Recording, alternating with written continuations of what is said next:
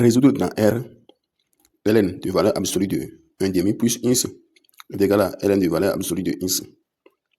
Alors, résolvons dans R cette équation. Ici, la première des choses, c'est de pouvoir déterminer l'ensemble de validité de cette équation, c'est-à-dire le domaine de définition.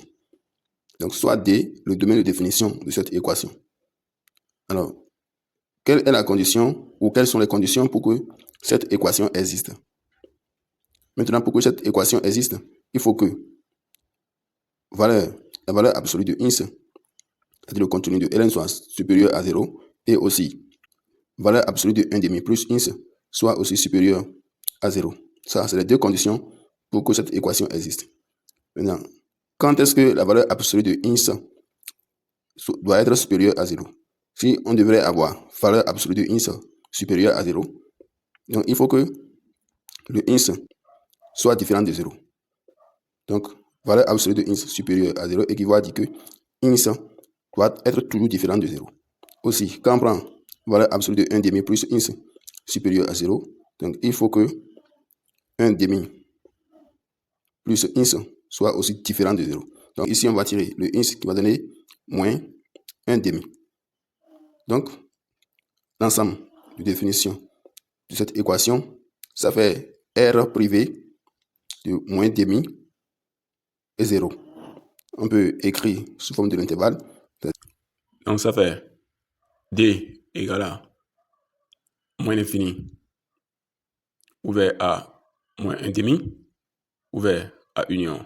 Et on va exclure moins 1 demi, 0, union 0 à plus infini. Donc on va exclure toute solution qui n'appartient pas à ce domaine. On va l'exclure de la solution trouvée. Alors donc, passons maintenant à la résolution proprement dite. Alors ici, nous avons ln de part et d'autre. Donc, on peut laisser tomber directement le ln, et ça va donner valeur absolue de 1 demi plus ins est égal à la valeur absolue de ins. Car lorsque vous avez ln de A est égal à ln de B, lorsqu'on connaît le signe de A et B, et qu'on sait que A et B sont tous supérieurs à 0, là directement, ça fait A égale à B. Maintenant, lorsqu'on a valeur absolue de A égale à la valeur absolue de B, parce que ici maintenant, c'est sous forme de valeur absolue de A égale à la valeur absolue de B. Et comme ça, comment on va faire? On fait 1 demi plus ins est égal à ins, ou 1 demi plus ins est égal à moins ins. C'est-à-dire, lorsque vous avez valeur absolue de A est égal à la valeur absolue de B, donc on fait directement A égale à B, ou A est égal à moins B. Donc c'est ça qu'on a appliqué simplement ici. Alors, pour 1 demi plus ins est égal à ins, là, on trouve 1 demi est égal à 0 parce qu'on va envoyer le ins dans le second membre, ça va faire ins moins ins, ce qui donne 0.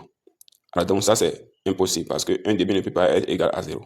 Maintenant, quand on prend la deuxième condition, on a 1 demi plus ins est égal à moins ins. Donc ça fait 1 demi est égal à moins 2 ins parce qu'on va envoyer plus ins ici, ça fait moins ins est égal à moins 2 ins. Directement ici, on peut tirer le ins. Le ins va nous donner moins 1 quart.